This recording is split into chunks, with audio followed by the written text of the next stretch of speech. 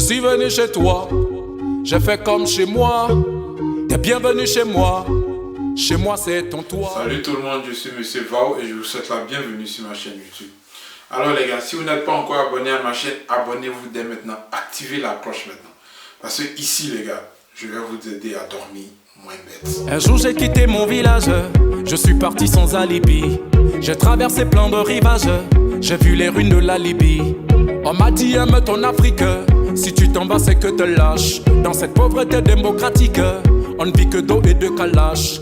Beaucoup de présidents... Alors les gars, depuis un certain temps, on parle de la sortie de l'ex-première dame Simone Eivie Gbagbo. Chacun s'adonne à des commentaires du genre, si elle est sortie de prison, c'est parce qu'il y avait la pression de la communauté internationale, il y avait aussi la pression des médias, il y avait un truc comme ça, la pression aussi qu'il a eu après le rapport de l'Union européenne et tout ça, machin, patati, patata. Ça m'a fait rire, ça me fait rire et ça va continuer de me faire rire les gars. Avant de continuer cette vidéo, sachez une chose, si vous êtes en train de lire cette vidéo, c'est parce que ici les gars, moi je vais vous aider à dormir moins bête.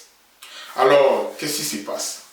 Monsieur le président de la République, Alassane Ouattara, accorde l'amnistie à Simone Eivie Gbagbo. Alors, pourquoi maintenant? Sachant que depuis le début de l'année, la CPI a mis encore plus de pression sur le président Ouattara et son gouvernement pour qu'il puisse transférer l'ex-première dame à la CPI.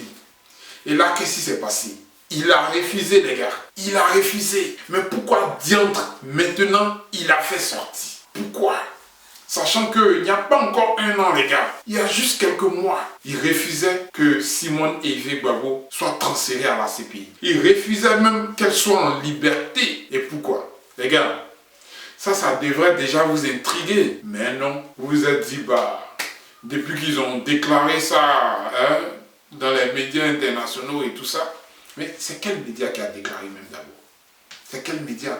Votre média isolé là, j'ai même pas envie de dire le nom de ce média là. Ce sont eux qui ont rendu ça public. Et à quel moment ils ont rendu ça public? Dernièrement là, dans le mois de juillet là. Pourtant le rapport il est sorti à quel moment? Je me rappelle avoir lu ce rapport là dans le mois de mai. Mais ça n'a fait aucun tollé. Les médias internationaux n'ont pas relayé ça. Mais pourquoi ils le font 2 mois après? Ça dit en juillet. Pourquoi? Et fin juillet même. Et selon certaines personnes, c'était déjà sorti en avril. Mais moi, bon, c'est dans le mois de mai que j'ai lu le rapport. Pourquoi maintenant, en fait? Pourquoi? Voilà des questions que vous devriez vous poser. Mais non, vous vous dites que, ouais, la pression des autres. Vous parlez trop, les gars. Sérieux. Alors, vous avez vécu 7 ans, plus de 7 ans, disons, sous le régime du président Ouattara. Vous pensez que c'est le type de personne qui cède à la pression? Vous pensez que c'est le type de personne qui cède au chantage? Vous pensez que la communauté internationale peut mettre une pression sur lui? Vous êtes sûr? Vous croyez ça? Ah bon? Laissez-moi vous dire une chose claire et très simple, et puis retenez ça. Très vite, le président Ouattara, c'est pas le genre de personne à céder à la pression. Pas du tout. Monsieur Ouattara est juste le genre de personne qui veut vous laisser croire que vous, vos opinions, ou bien une certaine pression que vous mettez sur le gouvernement a souvent des effets. Genre, vous fait croire qu'il vous écoute et que, bien sûr, il arrive à se plier à vos exigences. Pas vous, les exigences de certains partis politiques et tout ça, non. Mais les exigences du peuple. Sinon, les gars, il ne fait rien au hasard. Alors, dans cette vidéo, je vais vous dire exactement pourquoi Simone Eivie Gbagbo est sortie. Et pourquoi maintenant. Les gars, on va aller droit au but. Voilà. Simone Eivie Gbagbo est en liberté actuellement parce que sa liberté va jouer sur son parti qui est le FPI. Mais ça va jouer négativement. Le minimum de paix qui revenait dans le FPI sera complètement anéanti. Simone Gbagbo est là juste pour casser le FPI, le détruire carrément. Ah oui, elle va le faire, mais pas sciemment au fait. Elle va le faire parce que c'est son caractère qui le demande. Elle va le faire parce que c'est son côté dominant qui le demande. Mais elle va le faire sans savoir que c'est ce que le président Ouattara et le RDR veulent réellement. Le président Ouattara ne fait jamais rien par hasard. Tout est calculé d'avance. Alors, Affi N'Guessan est en train de flirter actuellement avec le PDCI, histoire de trouver un contrat, un vrai contrat, qui va faire que ces deux-là vont fusionner pour pouvoir aller contre le RDR en 2020. Et les choses commencent à aller de bon train. Alors, qu'est-ce qu'il faut faire pour pouvoir perturber cette union? Madame Gbagbo était la solution. C'est tout. Donc, comment ça va se passer exactement avec Madame Gbagbo? Alors les gars, c'est très simple. Elle va juste chercher à réunifier le FPI. Mais en cherchant au fait à prendre la tête du parti. Parce que tout simplement, ses supporters, les Gbagbo-ouriens, la voient actuellement comme celle qui peut être la présidente du FPI. Pendant ce temps, Affi N'Guessan, il n'est pas prêt à laisser le fauteuil qu'il occupe actuellement au FPI. Et il a aussi ses partisans. Donc c'est tout ça là qui va créer une certaine guerre entre les deux encore. Vous comprenez? Le FPI doit d'abord se réconcilier. Le FPI doit d'abord rester un parti uni. Mais si au sein du même parti, vous ne réussissez pas à être unis, mais c'est quel pays vous allez chercher à diriger? C'est quel pays vous allez chercher à gouverner? C'est la question que moi, je me pose à propos du FPI. C'est la question que tout Ivoirien devrait se poser à propos du FPI. Alors, si les gars ne réussissent pas à eux-mêmes se réconcilier, à rester unis, rester soudés, mais c'est quel pays ils réussiront à gouverner? C'est quel pays ils réussiront à unifier? C'est dans quel pays ils vont amener une certaine réconciliation?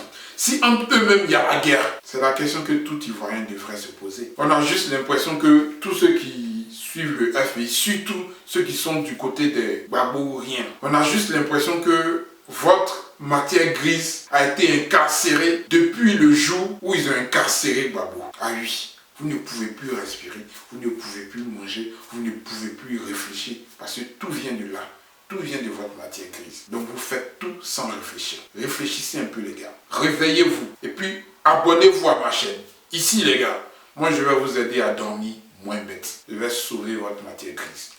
Alors la bataille à la tête du FPI va commencer. Et Simone Gbagbo, en comptant sur tous ceux qui la soutiennent. Parce que déjà, on entend la voix du genre, si Gbagbo n'est pas là, dans ce cas, c'est Simone qui va représenter dignement le FPI. Et cette phrase, les gars, le camp Affi ne sont pas du tout d'accord. Alors, ne pensez pas que parce que son mari n'est pas là, elle... Mais attends, le FPI, les gars, il a été fondé sur la base de certaines idéologies et non sur la base d'un individu. Quand vous êtes là en train de dire Gbagbo ou rien, franchement, moi ça me vexe. Raison pour laquelle je vous ai tout à l'heure dit que on a l'impression que votre matière grise a été incarcérée aussi avec Gbagbo là-bas. Donc du coup, lui et personne d'autre. Donc comme je vous l'ai dit, le FPI a été fondé sur la base de certaines idéologies. Alors, si monsieur Gbagbo n'est pas là, on n'est pas obligé de dire non, sa femme, elle doit accéder directement à la tête du FPI. Non les gars, vous donnez l'impression que c'est cette famille-là qui doit diriger le FPI. Pourtant les idéologies sont là. Si on a quelqu'un qui protège les idéologies du FPI et qui veut les amener jusqu'à la magistrature suprême les gars, mais pourquoi pas le suivre? Pourquoi pas? Mais ça, vous n'avez pas compris. Raison pour laquelle il y a une certaine guerre entre vous. Et c'est vous comme ça là, qui voulez venir à la tête du pays pour pouvoir le gouverner. Alors c'était une parenthèse. Maintenant pour revenir au suivi encore les gars. Simone Gbagbo a été libérée juste pour pouvoir perturber l'union qui se crée actuellement entre le FPI et le PDCI. Parce que la connaissant les gars, elle ne va pas faire jouer les intérêts du parti. Elle va plutôt faire jouer ses sentiments. Elle va laisser son côté dominant prendre le dessus. Alors les gars, est-ce que le PDCI pourra parler d'une possible union dès que cette guerre-là éclate au sein du FPI? Non, je ne crois pas du tout. Pour la simple raison que le FPI veut s'unir avec des partis sérieux. Des partis qui ne vont pas salir leur réputation. Et selon vous les gars, qui va récolter les meilleurs fruits lorsque le PDCI et le FPI ne pourront plus s'unir? Je crois que vous avez déjà la réponse. Allez, c'est fini pour aujourd'hui. Pour tous ceux qui ne se sont pas encore abonnés, abonnez-vous dès maintenant les gars. Et je suis sûr d'une chose, aujourd'hui les gars, c'est sûr que vous allez dormir moins bête. J'ai fui la politique et les moustiques. Je traversais la Méditerranée. La crise n'est pas qu'économique. On se fait niquer depuis des années. Je préfère éviter les flics de la France que feinte les balles d'une guérilla. Sans papier, je tente ma chance. J'ai fait le choix de ne pas crever là. Chez moi, ça cultive le cacao.